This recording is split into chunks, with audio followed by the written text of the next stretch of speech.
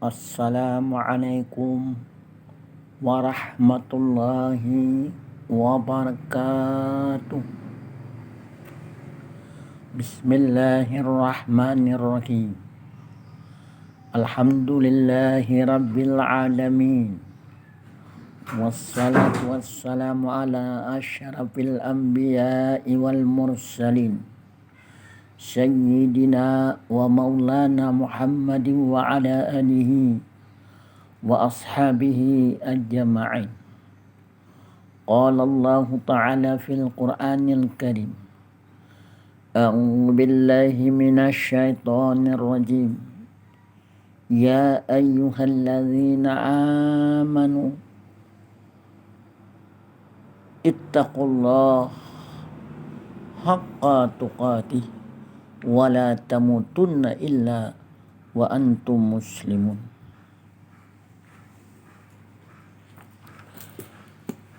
Sadaqallahu maulanal azim. Kaum muslimin jamaah ba'da asar rahimakumullah. Pada pertemuan kali ini merupakan pertemuan yang pertama setelah salat asar ini kajian kita. Barangkali dikatakan ini pertemuan perdana kaum muslimin jamaah ba'da asar rahimakumullah. Salawat dan salam terlimpah dan tercurah keharibaan Rasulullah sallallahu alaihi wasallam atas keluarga, sahabat dan pengikut ajaran beliau ila yaumil qiyamah. Kita membicarakan pertemuan kali ini tentang membatalkan salik.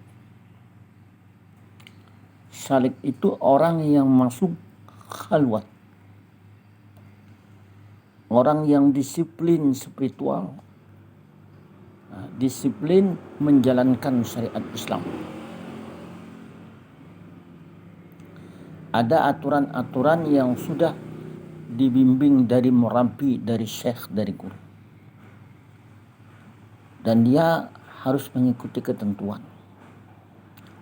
Bisa dikatakan ini masuk khalwat dalam rangka untuk membersihkan diri.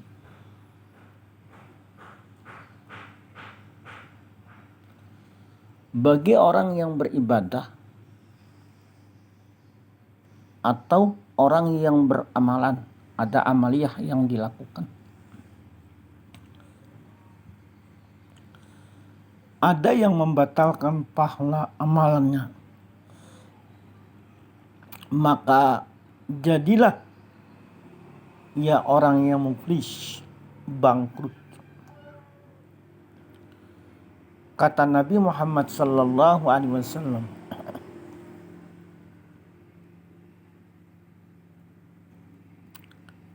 ada di batin kita ini sifat-sifat tercela yang membuat kita sia-sia dalam beribadah. Banyak ibadah yang kita lakukan tetapi sia-sia. Ini dikatakan di dalam kitab Serantang Seruntung halaman 10 ini. Inilah yang dikenal dengan orang yang muflis. Orang yang muflis itu orang yang bagaimana? Orang yang bangkrut. Kata Rasulullah sallallahu alaihi wasallam.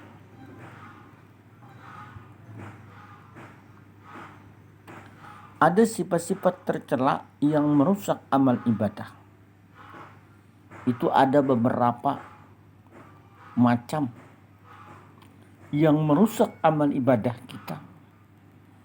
Yang merusak pada saat kita beribadah kepada Allah atau melakukan amaliyah. Yang pertama, takabur.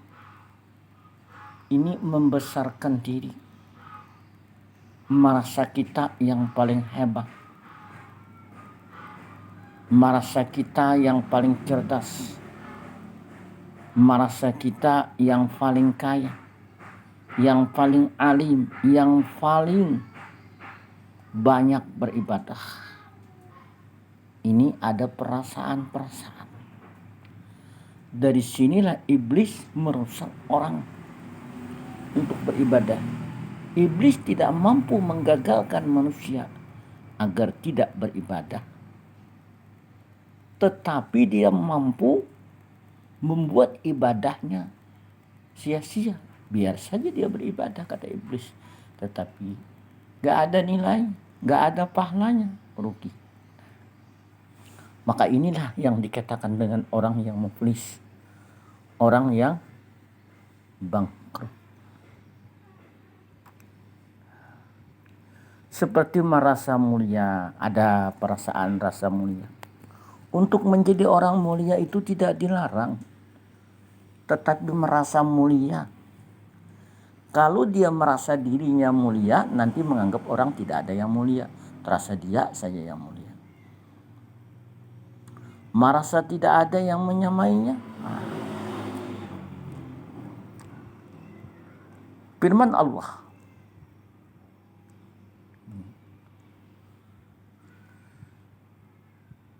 sa'asrifu an ayatil ladzina yatakabbaru fil ardi bighairi haqq. Sa'asrifu an ayatil ladzina yatakabbaru, aku palingkan, kata Allah. Aku palingkan. Sa'asrifu an ayatiyal ladzina yatakabbaru, aku palingkan dari ayat bagi yang takabur, yang membesarkan diri, fil ardi, di bumi ini. Nah, karena bukan jalan yang benar, bukan hak. Jadi yang berhak membesarkan diri, yang maha besar, yang maha agung hanya Allah. Allah lah yang mengklaim dirinya maha besar, maha agung, maha bijaksana, maha kuasa. Kita tidak.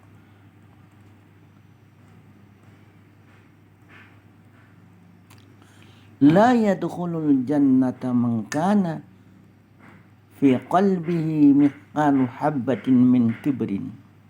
Rawahul Muslim. Tidak akan masuk surga man kana fi qalbihi, orang yang ada di hatinya mithqalu habbatin min kibrin. Tidak masuk surga orang yang ada di hatinya berat biji sesawi. Ini ada sifat takabur.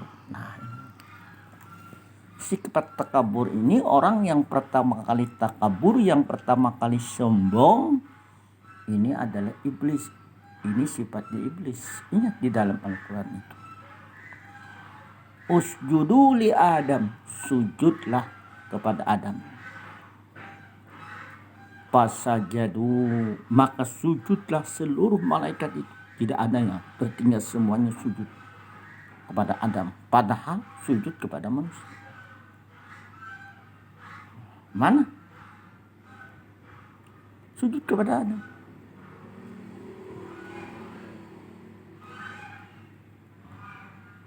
Malaikat tidak tahu bahwa Adam ini ternyata memiliki sifat lebih mulia dari malaikat. Kenapa? Karena Adam itu adalah Nur Muhammad.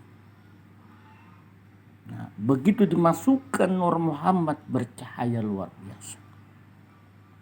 Nah, ini karena 2000 tahun sebelum Allah menciptakan 2000 tahun baru diciptakan Adam. Setelah menciptakan dunia ini, maka ditiupkanlah roh. Nah, disitulah masuk nur, bercahaya luar biasa. Ini karena nur Muhammad. Nah, ini karena cahaya nur Allah subhanahu wa ta'ala. Karena nur itu nama Allah. Nah, fasajadu, maka sujudlah semua malaikat, illa iblis, kecuali iblis. Iblis tidak mau. Aba wastakbar. Iblis itu aba wastakbar, enggan, gak mau sujud. Aba wastakbar, dan menyombongkan diri, aku tidak mau sujud. Walaupun Adam itu, kata iblis, lebih hebat, lebih mulia daripada aku tetap tidak akan sujud. Nah, ini betapa sombongnya iblis, karena iblis itu sudah memiliki keberhasilan yang luar biasa. Karena iblis itu adalah raisul malaikat, tapi bukan seluruh malaikat, ada malaikat-malaikat yang dipimpinnya. Nah, di dalam tafsir dikarenakan bahwa iblis itu raisul jin, pemimpin segala jin. Dia mampu mengerahkan semua jin untuk mengusir jin-jin yang jahat. Ini kaum muslimin jamaah ba'da asar rahimakumullah.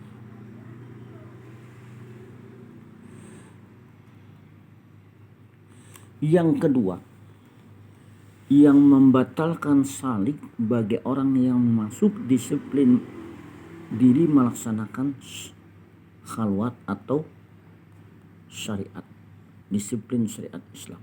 Ini orang yang masuk khalwat itu orang yang melakukan amaliyah itu.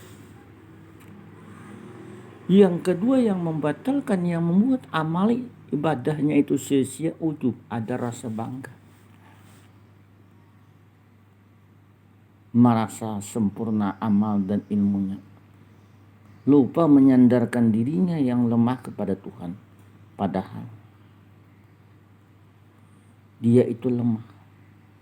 Manusia itu khuliqal insanu da'iba, diciptakan dalam keadaan lemah. Yang kuat itu Allah. Yang merasa bangga itu Allah. Tapi Allah tidak pernah butuh manusia. Allah Ta'ala kuasa.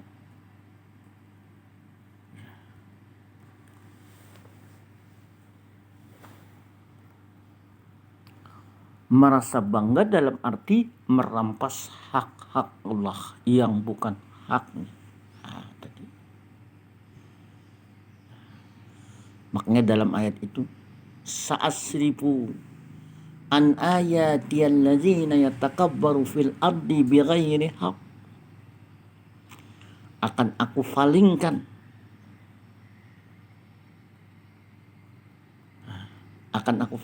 daripada ayatku bagi mereka yang takabur, yang sombong di muka bumi ini, bighairi haq, itu yang bukan jalan yang benar, bukan yang haknya. Ini ujub yang kedua, ini yang merusak. Menyandarkan dirinya yang lemah kepada Tuhan seumpama sabdanya, salasun muhlikatun. Ini menurut hadis yang diriwayatkan Imam Tabarani. Salasun muhlikatun, 3 yang membatalkan atau yang menghancurkan ilmu dan amal itu. Ada 3 yang bisa menghancurkan ilmu dan amal kita ini. Ini 3 yang bisa menghancurkan amal ibadah kita dan ilmu kita. Ini yang pertama, suhun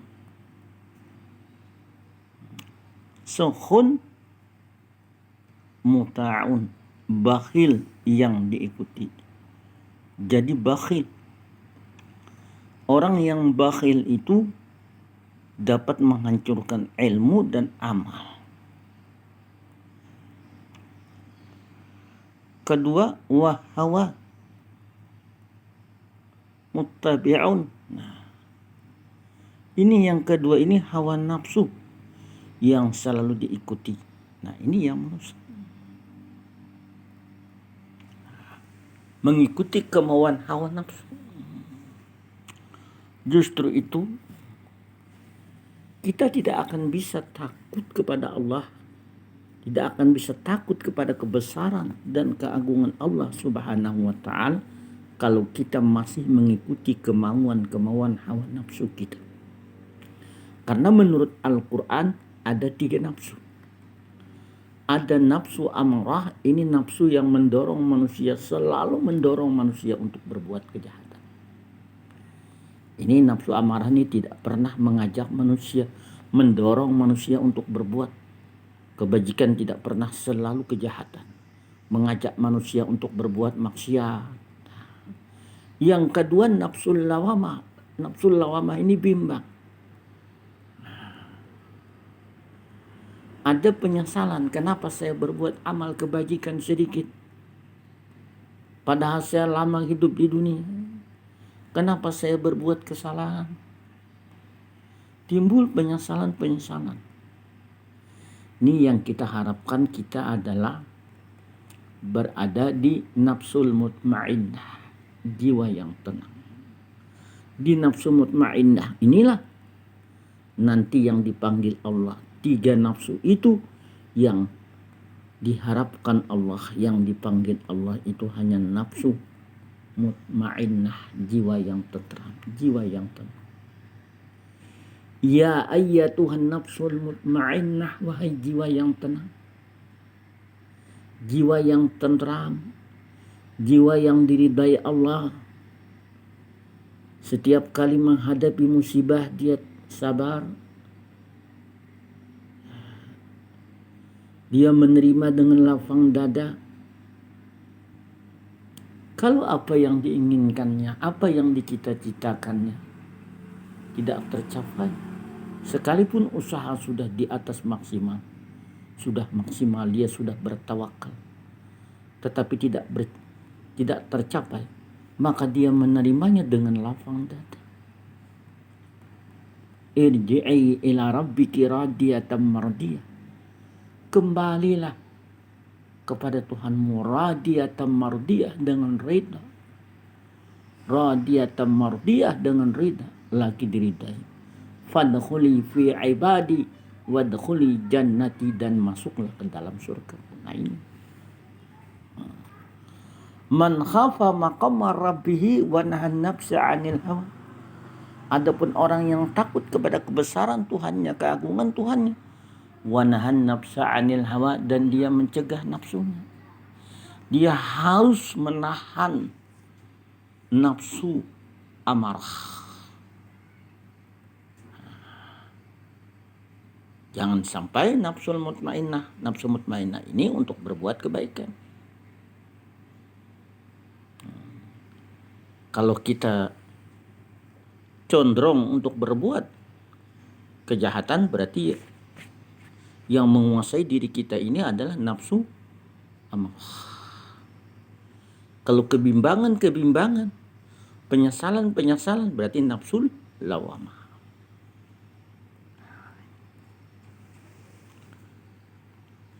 Yang ketiga, ini wa'ijabul mar'i binafsihi. Yang ketiga itu merasa berilmu dan rajin beramal. Nah,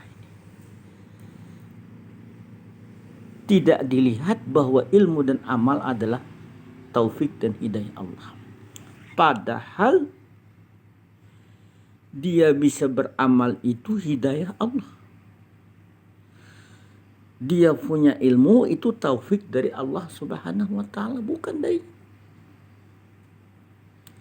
Semua yang dimilikinya itu adalah hidayahnya, adalah hidayah Allah.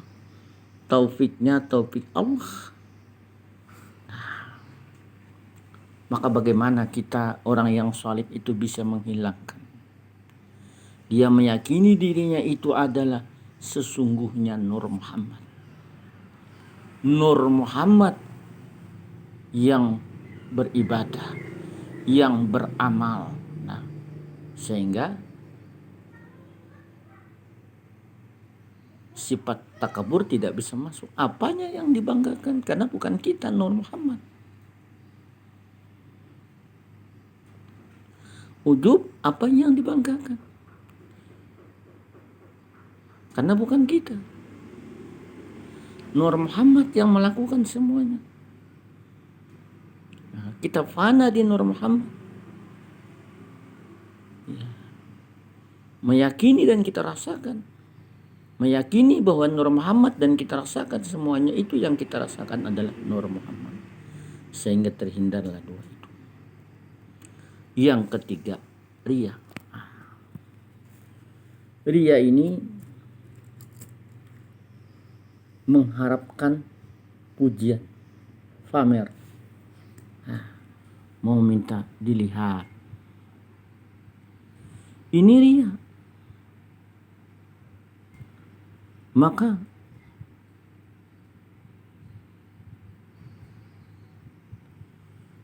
riya itu juga menghapus amal ibadah, karena itu bikin merusak. Kalau kita merasa diri kita ini adalah Nur Muhammad, tidak mungkin ada riya. Apa yang dipamerkan? Yang mengamalkan bukan dia, tetapi yang mengamalkan juga adalah Nur Muhammad. Atau yang mengamalkan adalah ini semuanya dari karunia dari Allah, bukan dari kita. Begitu. Lalu tingkatan-tingkatan dasar, dan kita meyakini Nur Muhammad lah yang mengamalkan, sehingga tidak ada lagi sifat riya. Talabul manzili fi qulubin nas bi ira'atihimul khisalal mahmudah. Nah, talabul manzili fi qulubin nas. Dia ialah minta dipandang manusia, minta dipuji. Fi qulubin nas, di dalam ini, di dalam hatinya nih, minta dipuji, dipandang ibadahnya, dan dalam sifat yang mulia. Bi'iratihimul khisalal mahmudah, di dalam sifat yang mulia. Sebuah hadis menjelaskan bagaimana tentang orang yang selalu riya. Inna akhwafa ma akhafu alaikum asyirkul asghar wa huwa riya.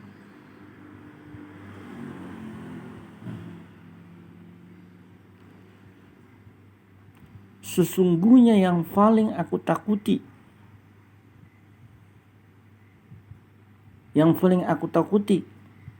kata Rasulullah sallallahu alaihi wasallam, asyirkul asghar, ialah syirik asghar.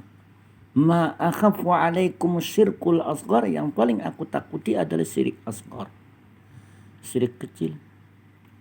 Wa huwa riya, adalah dia.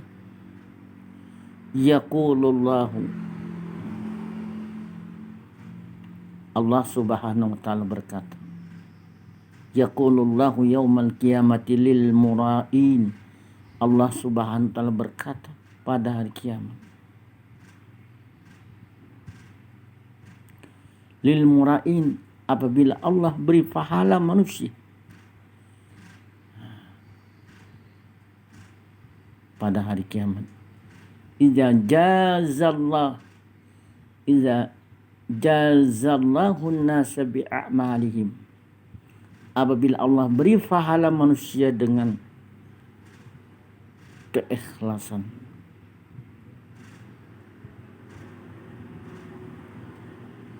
mereka katakan kepada orang yang lihat, idhabu ilal ladzina kuntum tura'una fid dunya, pergilah kamu kepada mereka, fangzuru, pandanglah mereka, hal tajiduna indahum jazaa, ganjaran pahala dan balasannya. Nah, ini yang ketiga. Yang keempat itu adalah namimah.